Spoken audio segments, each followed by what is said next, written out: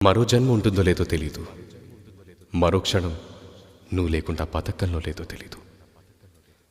ఈ క్షణం నువ్వే నాతో ఉండాలని, ఈ క్షణం నేనే నీతో ఉండాలని.